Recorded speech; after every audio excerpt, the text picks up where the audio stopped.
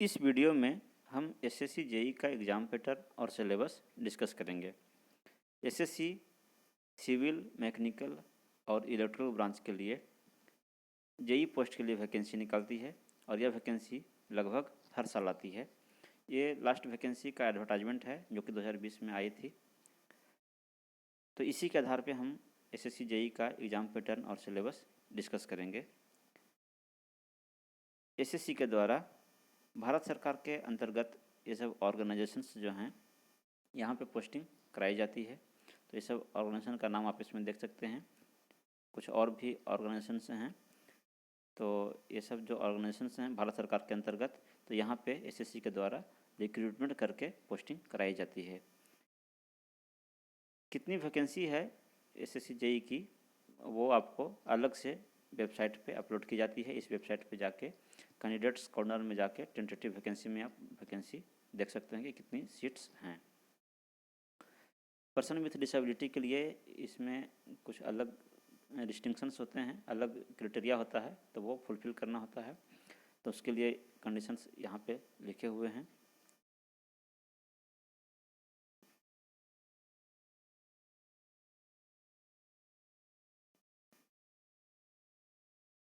उसके बाद जो है आपका एज लिमिट क्या है, यानी मिनिमम एज और मैक्सिमम एज क्या है। तो मैक्सिमम एज जो है वो आपका अलग अलग ऑर्गेनाइजेशन के लिए अलग अलग एज लिमिट है। वो है आपका कि मैक्सिमम एज जैसे बीआरओ के लिए, बॉर्डर रोड ऑर्गेनाइजेशन के लिए मैक्सिमम एज है 30 इयर्स। सीपीडब्ल्यूडी के लिए है आपका 32 इयर्स। तो इसी प्रकार से हर ऑर्गेनाइजेशन के लिए अलग अलग एज लिमिट है, तो वो आपको यहाँ पे जिक्र किया हुआ है। इसके अलावा अलग अलग कैटेगरी के लिए एज में रिलैक्सेशंस भी हैं। जैसे कि आपका SC ST के लिए ऊपर में जो एज लिखा गया है एज लिमिट, उसमें SC ST के लिए 5 साल का रिलैक्सेशन है, यानी कि उसमें आप 5 साल एक्स्ट्रा जोड़ सकते हैं। OBC के लिए 3 साल का और PWD के लिए 10 साल का। तो इस प्रकार से अलग अलग कैटेगरी के लिए एज में रिलैक्सेशंस भी हैं, जो कि भारत सरकार के नियमानुसार है।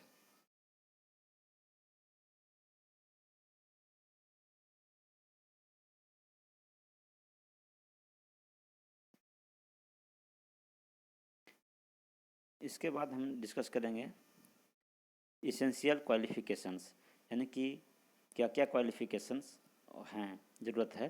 तो जो अलग अलग ऑर्गेनाइजेशंस हैं उन सब के लिए अलग अलग क्वालिफ़िकेशंस हैं इसमें।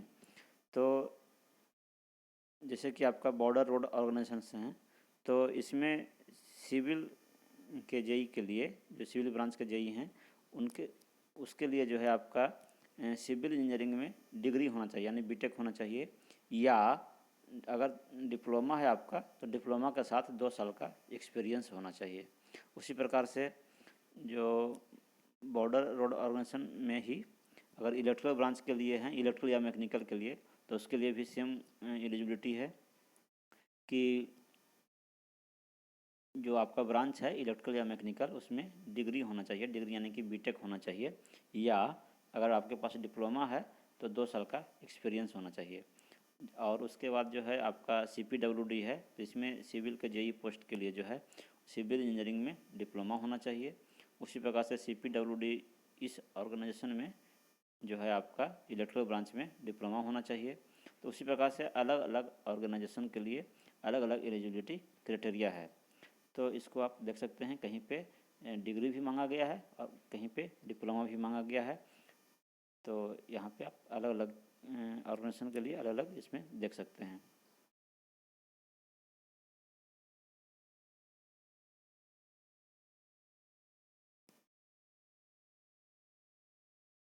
इसके अलावा ये भी मेंशन है कि अगर आपकी डिग्री ओपन या डिस्टेंस लर्निंग के थ्रू है तो ये आप एलिजिबल नहीं है अप्लाई करने के लिए।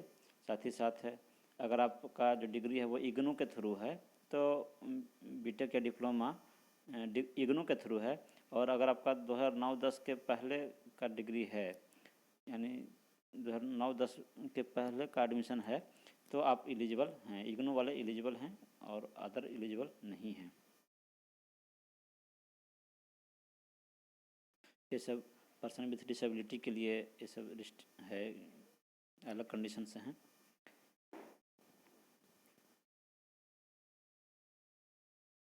अब एप्लीकेशन फ़ी कितना है, तो एप्लीकेशन फ़ी अभी तक जो था वो 100 रुपीज़ एप्लीकेशन फ़ी लगता है। और जो अदर कैटेगरी हैं SC ST या PWD तो या वोमेन कैंडिडेट, उनके लिए एप्लीकेशन फ़ी नहीं लगता है। ये पेमेंट जो है ऑनलाइन ही होता है, फॉर्म भी ऑनलाइन भरा जाता है। एग्जामिनेशन सेंटर कहाँ होता है, तो एग्जामिनेशन सेंटर जो है आपका ऑल इंडिया में होता है। तो ऑल इंडिया में आप जहाँ पे भी एग्ज़ाम देना चाहते हैं अपना स्टेट में या कहीं भी, तो आपको संबंधित जो SSC का रीजन है उसके वेबसाइट पे जाके आपको एप्लीकेशन अप्लाई करना होता है। जैसे कि अगर मान लीजिए कि अगर आपका ये सब सेंटर में से कहीं भी अगर आप सेंटर चाहते हैं कि हम एग्ज़ाम ये सब सेंटर पे देना चाहते हैं, तो ये जो सेंटर्स हैं वो SSC के सेंट्रल रीजन के अंतर्गत आता है। तो आपको इस वेबसाइट पे जाके ऑनलाइन अप्लाई करना है। उसी प्रकार से हर स्टेट के लिए या हर रीजन के लिए जो सेंटर दिया गया है, तो उसका अलग अलग SSC का रीजनल वेबसाइट है, तो उस पर जाके आप ऑनलाइन कर सकते हैं। तो ये सब है आपका कि ऑल इंडिया में जहाँ जहाँ भी सेंटर है तो उससे संबंधित वो कौन सा रीजन में आता है और उसका वेबसाइट क्या है, तो वो सब यहाँ पे दिया हुआ है। उसी वेबसाइट पे आप जाके फॉर्म भरेंगे।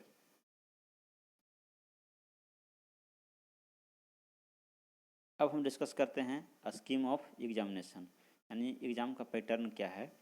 तो एग्ज़ाम का जो पैटर्न है आपका वो है कि इसमें 2 पेपर होते हैं, पेपर 1 और पेपर 2। पेपर 1 जो है वो ऑनलाइन एग्ज़ाम होगा, यानी कंप्यूटर बेस्ड एग्जामिनेशन होगा। पेपर 2 जो है ये आपका डिस्क्रिप्टिव टाइप होता है, यानी सब्जेक्टिव होगा। तो पेपर 1 क्वालिफाई करने के बाद जो लोग पेपर 1 क्वालिफाई करते हैं वो पेपर 2 के लिए एलिजिबल होते हैं और पेपर 2 का एग्ज़ाम देते हैं, यानी ये सब्जेक्टिव एग्ज़ाम होता है या रिटन एग्जामिनेशन इसको कह सकते हैं।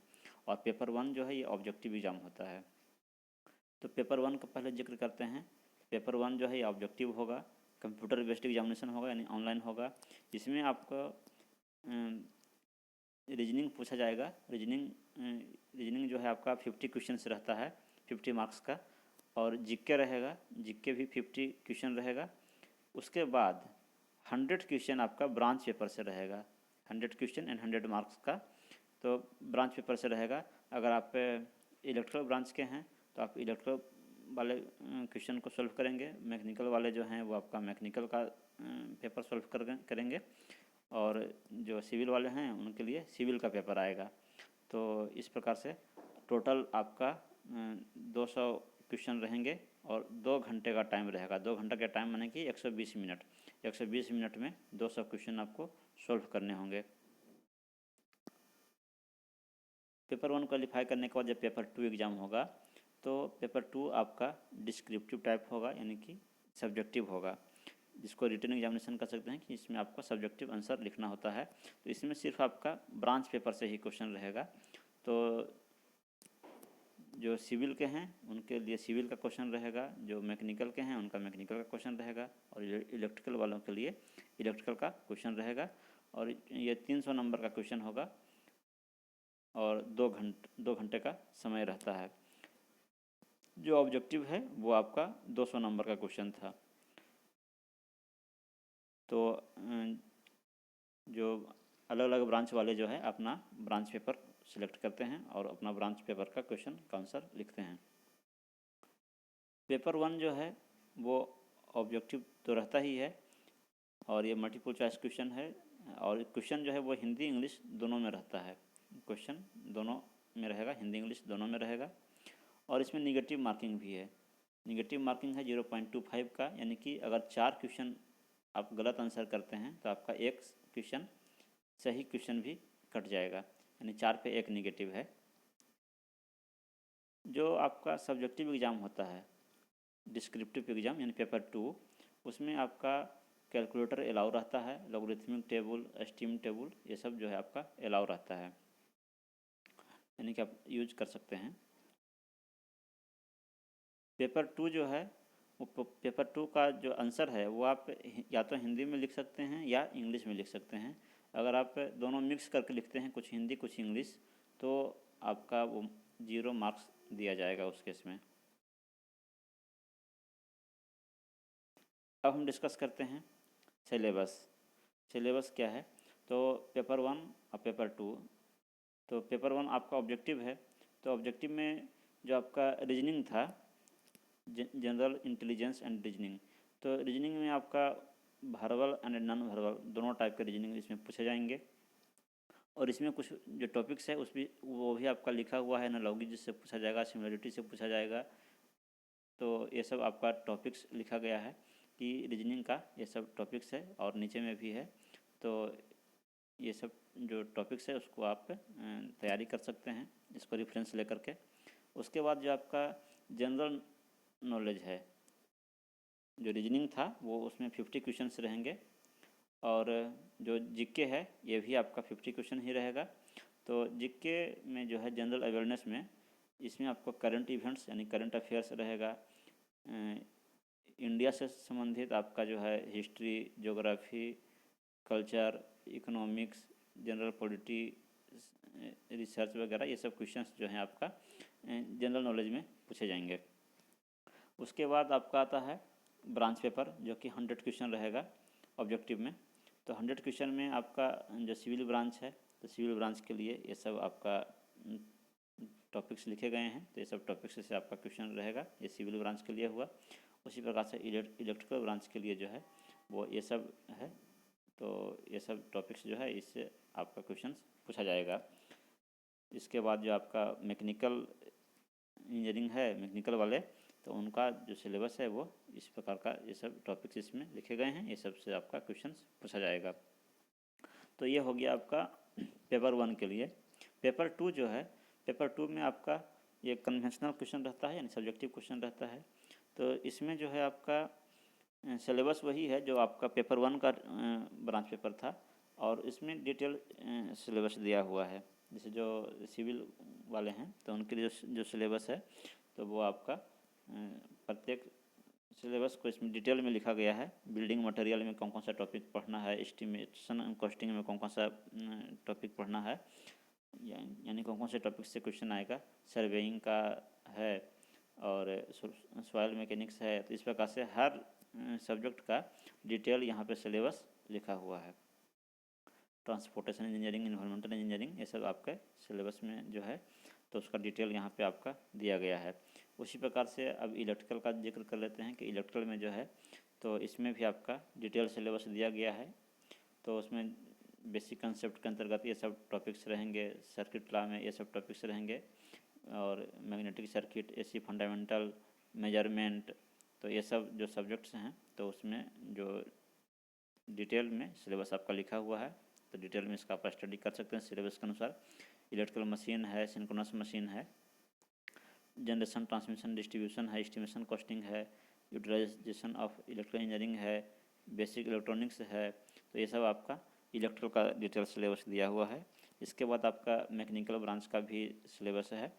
तो मैकेनिकल ब्रांच में जो है ये सब मैकेनिकल वाला सब्जेक्ट है। इसमें theory of machine and machine design, engineering mechanics and strength of material, thermal engineering, तो ये सब मैकेनिकल ब्रांच का आपका पेपर है, तो सिलेबस है। तो इस सिलेबस के अनुसार आप प्रिपरेशन कर सकते हैं। पीटीएम मेंस दोनों का जो ब्रांच पेपर है वो सिलेबस सेम ही है। तो ये सब आपका मैकेनिकल का हो गया। उसके बाद ये सब कुछ स्पेशल रूल्स हैं, इसको आप पढ़ सकते हैं जानकारी के लिए।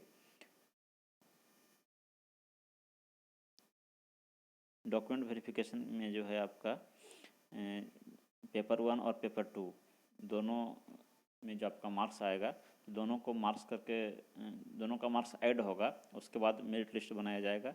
तो उसके आधार पे जो है आपका डॉक्यूमेंट वेरिफिकेशन के लिए कॉल किया जाएगा। मोड ऑफ सिलेक्शन है, इसमें क्या है कि यानी कि जब दोनों पेपर है आपका पेपर 1 एंड पेपर 2, दोनों में क्वालिफाइंग मार्क्स डिफाइन किया गया है कि जनरल कैटेगरी के लिए मिनिमम क्वालिफाइंग मार्क्स 30% है, और ओबीसी या ईडब्ल्यूएस के लिए 25% है, और अदर कैटेगरी के लिए 20% है। तो कहने का मतलब है कि आपको मिनिमम इतना मार्क्स लाना है, तब आप क्वालिफाई कर पाएंगे।